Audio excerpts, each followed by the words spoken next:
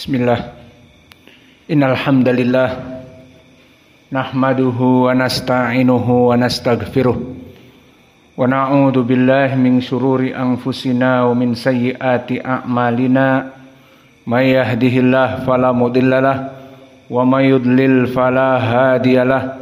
Wa asyhadu an la ilaha illallah wahdahu la syarikalah wa asyhadu anna Muhammadan abduhu wa rasuluh. Amma ba'd. Alhamdulillah, pada kesempatan malam ini ba'da salati tarawih, Allah memudahkan bagi kita untuk melaksanakan thalabil ilm, menuntut ilmu syar'i yang diwajibkan oleh Allah. Maka ini adalah kenikmatan yang besar bagi kita, di mana Allah memudahkan kita melaksanakan nomaden, perpindahan dari ibadah kepada ibadah yang lain. Maka ini adalah kenikmatan yang Allah berikan kepada kita. Dan inilah kenapa di bulan Ramadan kita melaksanakan faith booster, kita melaksanakan pelejit keimanan. Karena diharapkan di siang hari kita berpuasa, di malam hari kita melaksanakan sholat malam, dan menyambung dengan menuntut ilmu, dan seterusnya. Maka ini adalah faith booster, pelejit keimanan. Dan sesuai ucapan Allah, kutiba alaikumus syiyam kama kutiba alal ladina min qablikum la'allakum tattaqun. Maka di bulan Ramadan ini kita berpuasa, diharapkan menjadi orang yang bertakwa. Maka hadis kita pada kesempatan malam ini kita akan membaca dua hadis. Maka malam ini kita tutup pelajaran dari bab At-Taubah. Wa an Ibni Abbasin radhiyallahu anhuma anna Rasulullah sallallahu alaihi wa ala alihi wasallam qala law ana libni Adam mil'un au mil'u wadin malan la ahabba anna lahu ilaihi mithlahu wa la yamla'u aina ibna adam illa turab wa yatubullahu ala man taba. Maka makna hadis ini, jika seandainya Bani Adam itu diberikan satu lembah dari harta, satu lembah dari emas di riwayat yang lain, maka apakah dia akan sibuk dengan urusan akhiratnya saja? Dia hanya duduk di shaf yang pertama, dia hanya duduk mengajar, dia hanya duduk membahas hadis, dia meninggalkan jual beli dan seterusnya. Apakah seperti itu Bani Adam? Jawabnya la ahabba anna lahu ilaihi mithlahu. Namun di saat Allah berikan kepadanya satu lembah tambang emas, satu lembah yang dipenuhi dengan harta, apakah dia akan berfokus hidupnya hanya untuk beribadah kepada Allah, hanya untuk berdakwah kepada Allah, dan meninggalkan dari jual beli dan dari perdagangannya? Jawabnya tidak. Bahkan dia akan memutar tambang emasnya itu menjadi kocek uang yang banyak, modal yang besar, sehingga dia bisa membeli tambang emas yang kedua. Dan jika telah mempunyai tambang emas yang kedua, apakah dia akan fokus untuk beribadah dan duduk di shaf yang pertama dan hanya mengajar dan berdakwah, atau hanya belajar? Jawabnya tidak. Maka dia akan memutar uangnya yang dua tambang emas ini, diputar untuk membeli tambang yang ketiga. Lalu sampai kapan? Maka dijawab oleh Nabi di sini, Bani Adam tidak pernah kenyang dari harta, mencari harta, keluar pagi, pulang petang. Tidak cukup dengan itu. Nanti malam overtime, dari maghrib sampai kepada pertengahan malam, midnight. Itulah kehidupannya sehari-hari. Untuk apa? Memupuk dan menumpuk harta yang istilahnya make money, membuat uang. Maka disebutkan bahwa Bani Adam tidak mempunyai qanaah. Wala yamla'u aina ibna Adam illa turab. Lalu bagaimana? Kapan dia akan puas setelah mendapatkan 3 lembah? Maka dia akan memutarnya menjadi yang keempat dan seterusnya. Sampai kapan? Dia tidak akan pernah kenyang Bani Adam itu sampai mulutnya yang lapar disumpal dengan tanah. Maksudnya mati. Maka ini sesuai dengan ayat di mana Allah berfirman, A'udzu billahi minasyaitonir rajim min hamzihi wa nafthihi wa nafthihi. Alhaakumut takatsur hatta zurtumul maqabir. Alhaakumut takatsur di sini qiraah dari Al-Kisai. Alhaakumut takatsur qiraah Hasan Asim. Maka maknanya adalah telah melalaikan kalian at-takatsur, berlomba-lomba memupuk harta, menumpuk harta, menjadi orang number one. Saya adalah konglomeratnya di Indonesia. Saya adalah konglomeratnya Darmasraya. Saya adalah konglomeratnya dari kelompok demikian dan demikian. Maka itu yang dibanggakan. Tidak akan pernah puas. Namun tujuan di dunia yang dia jadikan asas sebagai hamba Allah, seperti Allah berfirman di surat Dariyat ayat ke-56, apa? Wa ma khalaqtu al-jinna wal insa illa liya'budun. Maka tidaklah aku menjadikan jin dan manusia kecuali untuk beribadah. Maka tugas ini dilalaikan. Sehingga dia tidak sholat, tidak berpuasa, tidak melaksanakan ketaatan kepada Allah. Yang penting memupuk dan menumpuk harta. Waktunya semuanya, the time is money.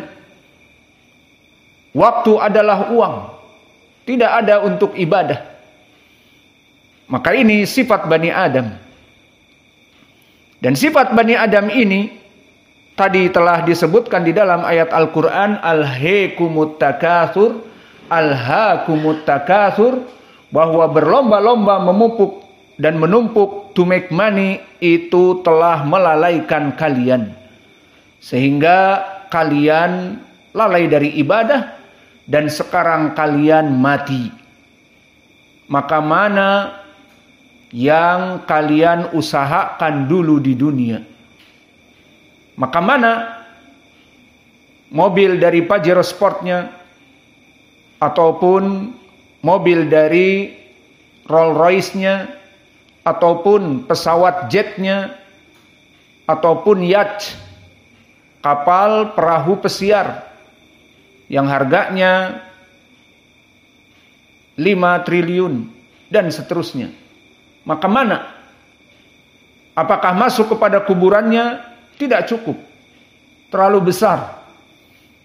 Lalu mana privasi-privasi dari tanah-tanah yang banyak? Apakah ikut bersamanya bahkan villa-villa di Bukit Tinggi, villa-villa di Bogor?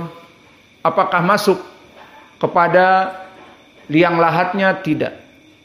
Bahkan orang-orang terdekat yang paling dulu mencintai kamu, semuanya lari. Maka mana saat si Ucok mati, si Butet mengatakan dulu, Bang, I can live without you.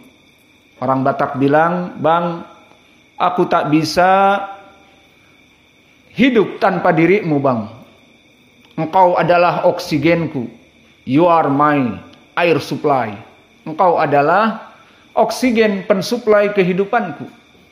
Maka itu gombal semuanya.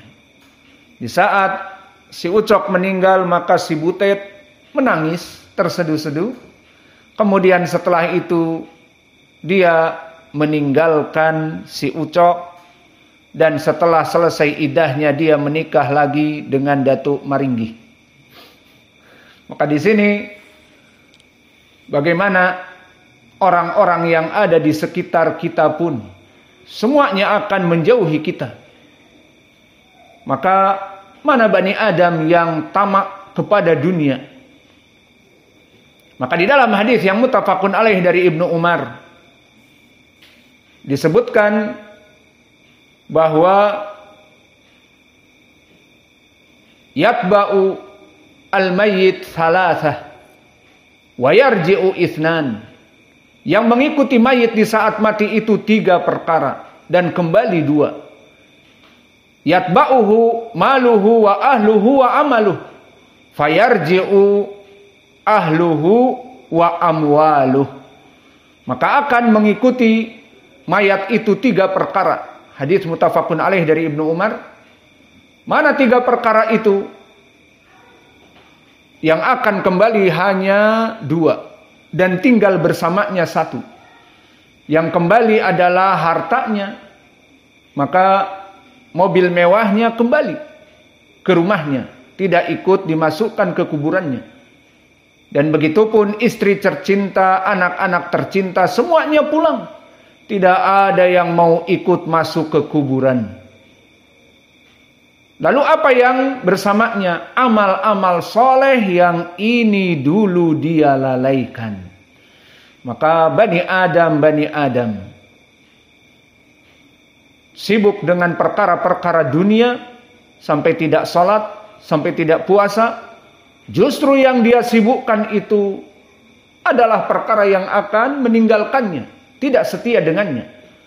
Maka kita melihat dari real yang ada di hadapan kita, dari mereka orang-orang yang memanen sawit, ataupun bahkan para pengantar COD.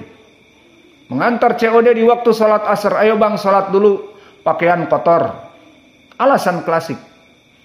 Di saat menyebut pakaian kotor, baunya bau rokok.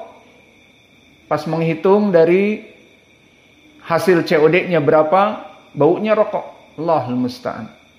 Maka mereka tidak puasa, mereka tidak sholat. Hanya untuk apa? Dunia yang mereka kejar. Berapa uang masuk mereka dalam keadaan sehari? Mungkin 50, mungkin 100, mungkin 150. Namun mereka meninggalkan asas, yakni peribadatan yang mereka tinggalkan. Maka di dalam hadis ini barakallahu fikum, faidah di sini bahwa Bani Adam itu sangat tamak dan sangat haus kepada yang namanya dunia. Kecuali mereka orang-orang yang dijadikan prioritas kehidupannya di dunia untuk akhirah. Maka orang-orang yang hidup di dunia diprioritaskan untuk akhirah, hanya berpikir untuk akhirah. Hatinya tergantung dengan masjid, hatinya tergantung dengan menuntut ilmu dan dengan dakwah. Maka dia hanya berpikir besok pelajaran apa ba'dal fajr, besok menyusun kajian apa ba'dal fajr, besok sholat fajr berjamaah, dan seterusnya. Maka setelah keluar dari sholat fajr dan mengajar dan belajar jika santri, nanti duhur pelajaran apa? Maka di murojaah, maka dilihat apa yang akan dipelajari, dan juga hatinya tergantung kepada masjid besok sholat duhur berjamaah. Keluar dari sholat duhur dan belajar 1 jam misalnya, pulang ke rumah hanya sekedar makan dan mempersiapkan nanti asar belajar apa, atau nanti asar mengajar apa. Kemudian hatinya tidur sebentar, tidak tentram, takut kebablasan dari sholat asar. Maka bersiklus seperti ini. Akhirnya sholat maghrib dan mengajar dan sholat isya, dan dia tidur pun besok pagi belajar apa. Maka kehidupannya hanya berfokus kepada masjid, kepada belajar dan mengajar. Namun lihat orang ini yang mempasrahkan dirinya kepada dakwah atau menuntut ilmu. Apakah dia mati karena kelaparan? Apakah keluarganya kurus krempeng, tidak bisa makan? Tidak. Bahkan orang-orang yang seperti ini Allah tinggikan derajatnya, dimudahkan rizkinya. Bahkan dibanding dengan orang-orang tadi yang hanya bekerja 150 per hari dan tidak sholat. Seperti kita lihat dari para tukang-tukang yang kerja dimanapun di sekitar kita. Di saat adzan menghilang. Kemana para tukang ngilang? Setelah adzan balik lagi kerja. Seperti itu keadaannya. Maka mereka bagaimana kehidupannya?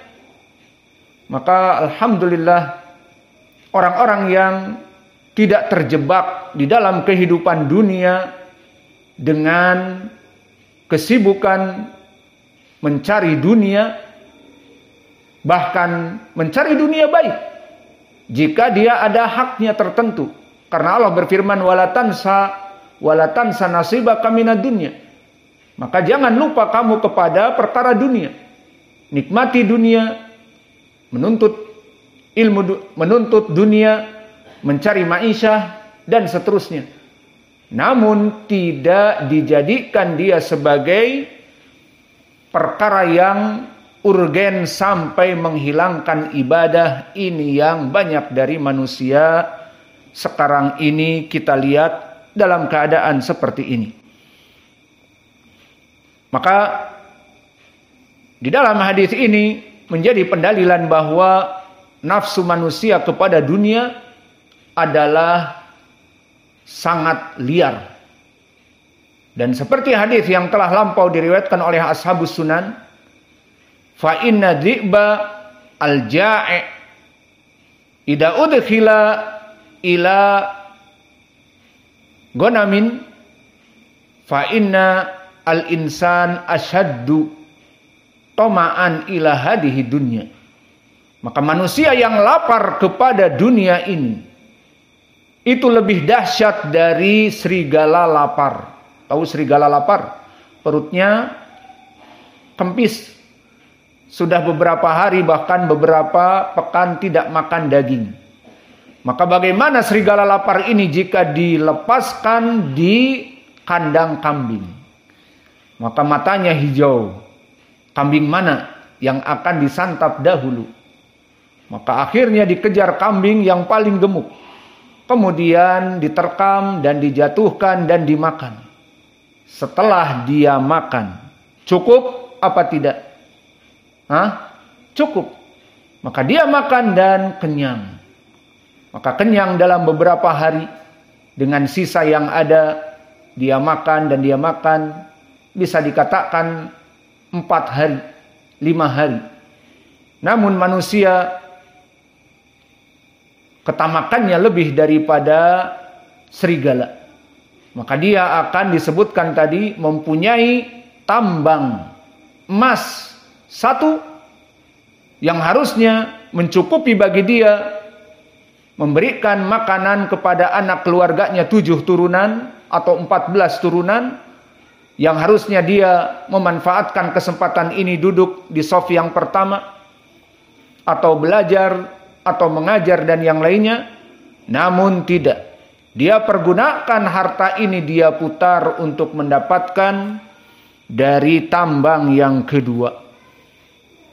Maka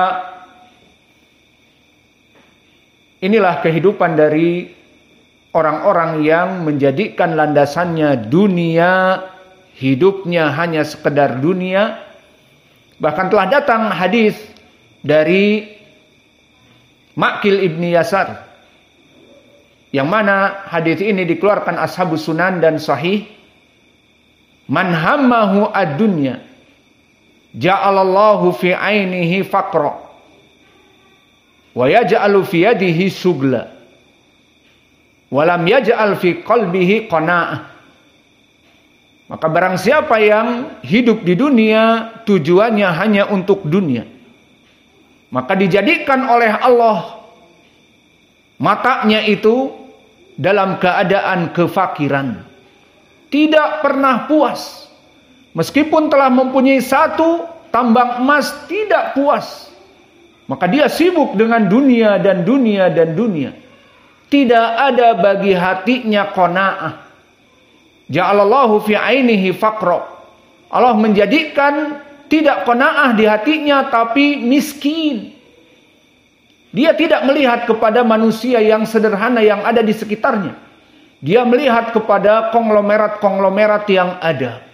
Bahwa aku harus mencapai seperti mereka. Koleksi dari mobil-mobil mewahku harus melebihi mereka. Koleksi dari motor-motorku harus melebihi dari mereka, moge-mogeku. Maka di sini Allah menjadikan fi ainihi faqra, selalu miskin karena tidak melihat kepada yang di bawah, tetapi melihat yang di atas. Dan begitu pun disebutkan waju'ila fi yadihi syughla, dan dijadikan tangannya itu sibuk bekerja dan bekerja, mengumpul uang dan mengumpul uang. Lalu kapan ibadahnya? Maka di hatinya tidak pernah puas, fakir, dan tangannya terus berusaha. Habislah waktu usia hanya untuk mengejar dunia. Namun disebutkan waman hammahul akhirah ju'ila fi qalbihi qanaah, dijadikan di hatinya itu dalam keadaan qanaah. Cukup satu hari mendapatkan uang sekian, cukup satu hari mendapatkan uang demikian, cukup satu bulan mendapatkan uang demikian, yang penting barokah. Maka di hatinya dia merasa cukup. Ja'alallahu fi ainihi qanaah, dan ju'ila fi yadihi barakah, dijadikan di tangannya itu diberkahi. Bekerja sedikit dapat uang banyak, bekerja sedikit dapat uang banyak. Maka inilah dari orang-orang yang mengejar dunia dan orang-orang yang mengejar akhirah. Dan di ujungnya disebutkan faman hammahu ad-dunya fahuwa ay fahiya ta'ti bima yu'ta ilaihi. Maka barang siapa yang mengejar dunia, Allah berikan dunia itu, ya Allah, diberikan apa yang ada ala kadarnya. Maka bertahun-tahun bekerja, rumahnya ya begitu-begitu saja. Bertahun-tahun bekerja, atapnya dari dulu rusak, belum diganti sengnya. Seperti itu. Maka diberikan dunia apa yang dia kejar dengan pengejaran yang kencang itu, beberapa sedikit saja. Wa man hammahul akhirah fata'ti ilaihi dunya wa hiya ragimah. Namun orang-orang yang mengejar akhirah, maka datang kepadanya dunia, wahai hamba Allah yang sibuk dengan akhirah. Ambil aku, wa hiya ragimah. Maka dunia itu pasrah kepada orang-orang yang sibuk dengan akhirah. Datang dunia, ambil aku. Maka lihat para ulama yang sibuk dengan akhirah dan sibuk dengan mengajar dan sibuk dengan berdakwah, maka Allah berikan rumah, Allah berikan mobil, Allah berikan anak, istri, dan semuanya. Maka lihat bagaimana para masyayikh yang ada di hadapan kita, dari masyayikh-masyayikh dunia dan seterusnya, dan yang sudah meninggal pun, maka tidaklah kecuali rif'ah fi hadhihi dunya. Maka mereka diberikan dunia karena dunia datang kepadanya. Hei orang yang beribadah di dunia ini, yang tidak peduli dengan aku, wahia ragimah, maka dunia ini pasrah, khudni, ambil aku. Adapun yang mengejar-kejar dunia, maka dunia mengatakan kepadanya, catch me if you can. Maka tangkap aku jika engkau mampu. Kemudian semakin dekat, tangkap aku dan kau kulahap. Maka dimakan dan menjadi hamba dunia. Allahul musta'an. Maka ini dari sifat bagaimana di dalam hadis ini tentang manusia kepada dunia. Dan permasalahan seperti kami sebutkan tadi itu terjadi. Dan berapa banyak manusia di luar sana yang berapa hektar dari kebun sawitnya, namun tidak melaksanakan sholat puasa. Dan mereka dari kebun sawit ke kebun sawit, dari panen ke panen, tidak melaksanakan peribadatan, sibuk dengan dunia. Sudah cukup bagi kamu 15 hektar. Oh enggak, kita olah lagi 15 itu, kerja terus agar dapat 20 hektar.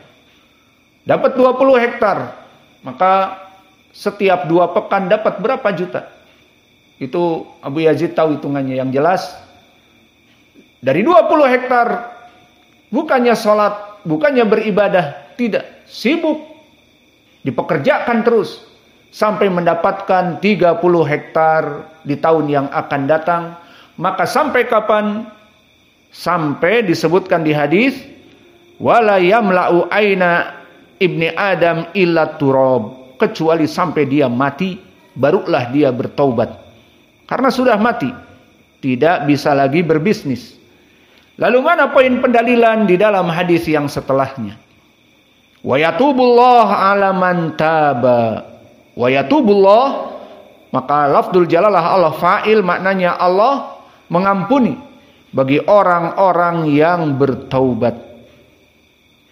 Maka di dalam ayat ini menjadi pendalilan bahwa Allah Maha Pengampun bagi mereka orang-orang yang melaksanakan dosa-dosa besar. Meskipun dosa yang dia lakukan dosa yang sangat besar, maka Allah tetap akan mengampuninya, bahkan kesyirikan. Jika dia bertaubat, maka Allah akan mengampuni dosa-dosanya. Maka Allah berfirman di dalam Al-Quran, illa man taba wa amana wa amila amalan salihan aw wa amila amalan salihan faulaika yubadilullahu sayyiatihim hasanatin. Kecuali mereka orang-orang yang bertaubat dan beriman dan melaksanakan amal-amal soleh, maka mereka orang-orang yang Allah gantikan keburukan mereka dari dosa-dosa yang lalu hasanat, dengan kebaikan. Wa kana Allahu ghafurun rahima, maka Allah itu Maha Pengampun dan Maha Penyayang. Maka di dalam hadis ini pun disebutkan bahwa Allah mengampuni semua dosa-dosa ala man taba, bagi mereka orang-orang yang bertaubat kepadanya. Adapun hadis ini, poin pendalilannya telah kami sebutkan. Kita tutup pelajaran kita dengan hadis yang kedua. Wa an Abi Hurairah radhiyallahu anhu anna Rasulullah sallallahu alaihi wa ala alihi wasallam qala, yadhaqullahu subhanahu wa ta'ala ila rajulain yaqtulu ahaduhuma al-akhar yadkhulanil jannah. Maka di hadis ini Allah tertawa kepada 2 orang manusia yang mana dia dulu di dunia saling berbunuhan. Bagaimana saling berbunuhan disebutkan nanti. Dan dalam keadaan berbunuhan keduanya masuk kepada surga. Maka Allah tertawa. Kenapa? Di sini penjelasannya. Yuqatilu hada fi sabilillah fayuqtalu. Maka dari 2 orang ini, 1 orang berjihad bersama Nabi. Kemudian dia dibunuh oleh 1 orang tadi. Kisahnya kan 2 orang berbunuhan. Nah, Muslim di sini berjihad bersama Nabi, bertemu dengan orang ini. Jadi 2 orang ini sama-sama berbunuhan. Maka orang yang masuk, orang yang terbunuh, oleh orang yang kafir, dia masuk kepada Islam, fayuqtalu, mati dalam keadaan fi sabilillah. Dibunuh oleh siapa? Oleh seseorang tadi, yang mana dia kafir musyrik. Summa yatubullahu alal qatili. Kemudian yatubullah alal qatil. Orang ini mengampuni si pembunuh. Karena si pembunuh mendapatkan hidayah dan bertaubat kepada Allah, maka orang kafir musyrik yang membunuh muslim tadi yang fisabilillah siap masuk surga, maka Allah memberikan hidayah dan mengampuni dosa orang ini. Fayuslimu, dan orang ini mendapatkan hidayah dan masuk kepada Islam. Fatustashhadu, kemudian dia bergabung dengan kelompok kaum muslimin dan berperang dan dia terbunuh. Maka dua kisah manusia yang saling berbunuhan, yang tadinya membawa bendera, yang satu bendera kemusyrikan, membunuh dari muslim yang membawa bendera keislaman. Maka dua orang ini saling berbunuhan, satu masuk surga. Kemudian bertahanlah hidup orang yang membunuh muslim tadi. Dan orang yang membunuh muslim tadi Allah berikan hidayah. Maka dia meminta ampun, bertaubat kepada Allah dari kekufurannya. Maka Allah ampuni atas pembunuhannya tadi. Maka kemudian dia masuk Islam dan dia mengikuti pertempuran bersama orang yang tadi dibunuh olehnya. Maka dia menjadi seorang muslim dan bertempur dan terbunuh. Maka di sini disebutkan Allah tertawa ila rajulain yaqtulu ahaduhumal akhar yadkhulanil jannah. Allah tertawa kepada dua orang yang saling berbunuhan ini. Yang satu masuk surga dan yang keduanya pun masuk surga. Maka apakah kelak? Pertanyaan di sini. Di saat orang yang dibunuh masuk surga, di saat dia melihat saudaranya yang membunuhnya masuk surga, marah. Kamu dulu membunuh aku. Sekarang gantian. Di surga aku membunuhmu. Balas dendam. Apakah seperti itu? Orang yang tadi pertama dibunuh, orang yang kedua kemudian bertaubat dan masuk Islam dan terbunuh. Namun orang yang pertama duluan dia masuk surga, apakah akan membalas dendam? Karena dia dibunuh dulu. Indak ya Abdurrahman, apakah akan membalas dendam? Akada alladhi yatakallam Abdurrahman. Jawab. Ngomong pinter. La'is. Lamada-mada. Tidak apa-apa. Apa? La apa? Itulah tukang ngobrol ya seperti itu. Makanya ngobrol terus. Habis dars ngobrol lagi. Nanti malam jam 12 setelah main bola ngobrol lagi. Allahul musta'an. Indak ya Muhammad. Dipukul nanti ya sama tadi yang masbuk.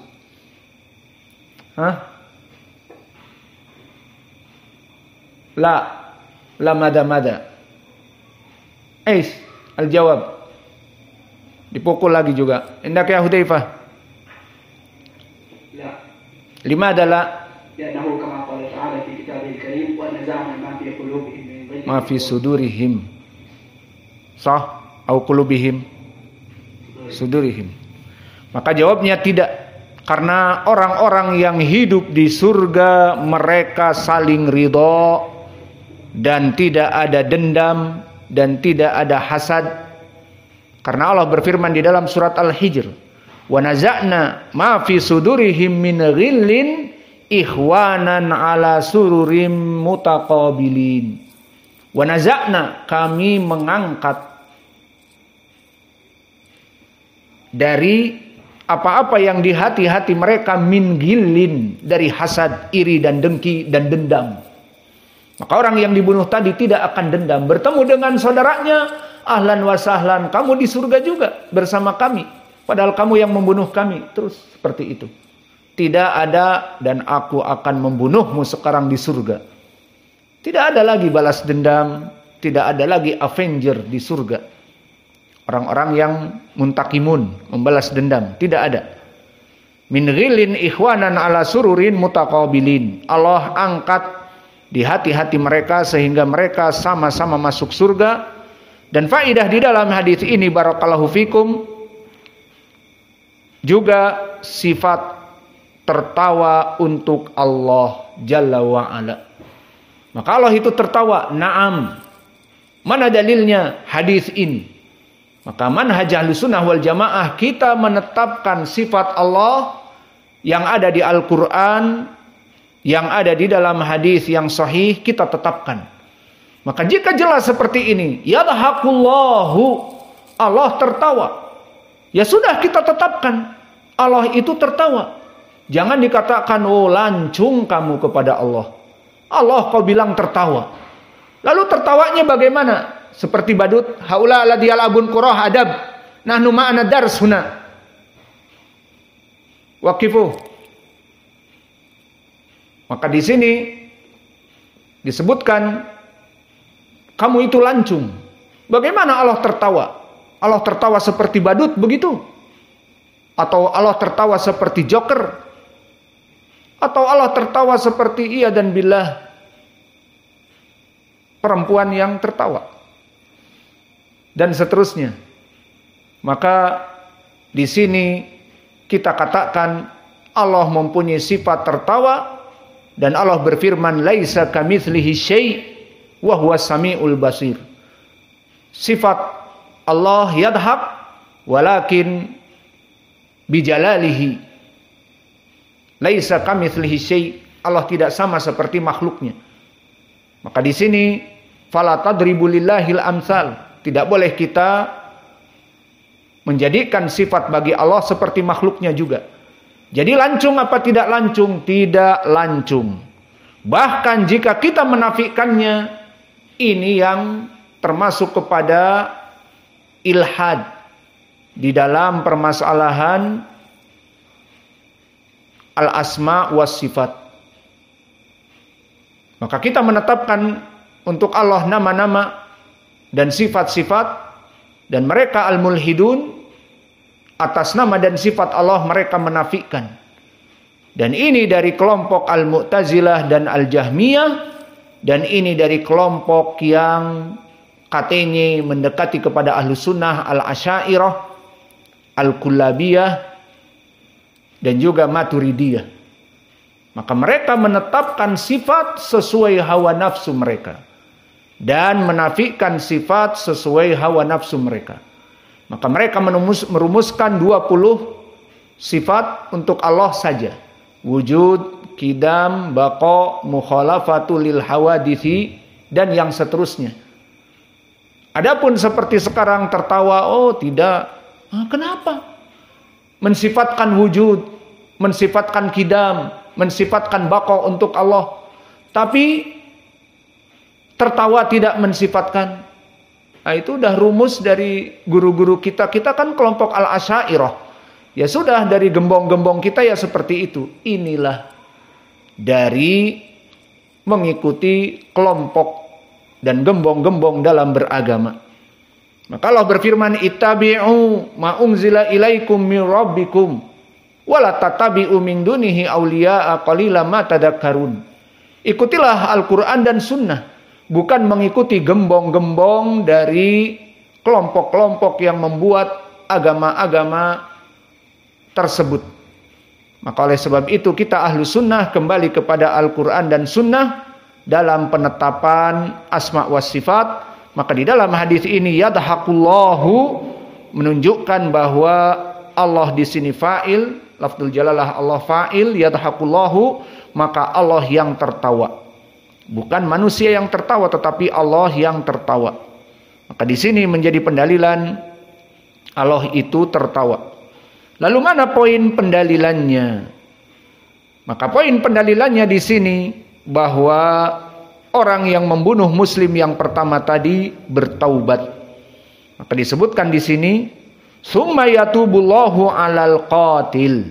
Maka Allah mengampuni dosa orang yang membunuh tadi. Jadi kesimpulannya, orang yang membunuh tadi bertaubat dan Allah menerima taubatnya dan dia masuk Islam dan bergabung dengan kelompok kaum muslimin dan berperang dan dibunuh oleh kufar yang ketiga, keempat, kelima dan seterusnya, maka dia sama-sama masuk surga dan di saat bertemu di surga tidak ada dendam. Kenapa engkau dulu membunuh aku sehingga aku masuk surga? Oh, enak ya masuk surga. Ya sudahlah, nggak apa-apa. Tidak ada di antara mereka rasa dendam karena Allah mencabut dari sifat hasad, iri dan dengki. Maka ini yang bisa kita berikan. Wa naktafi ilah